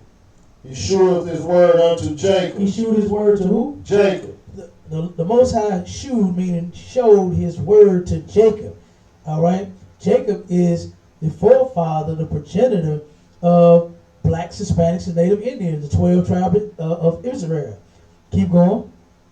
His statutes and his judgments unto Israel. And this Israel here is the sons. You understand? His descendants. All right? Keep on, his children. He has not dealt so with any nation. The Lord has not dealt so with any other nation. So when you go in the Bible, the Lord is only dealing with Israelites. He only gave his law to Israelites, his covenant go to Israelites, the priest, the work, the glory, the adoption, the everything. I missed so many precepts I could pull on that, but we passed the class. If anybody got any more questions, go ahead and give them now. If not, we're going to go ahead and end the class. I'm going to give everybody a second. See if everybody got any questions.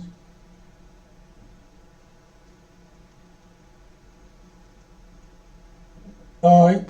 We're going to end the class. Shalom, Israel.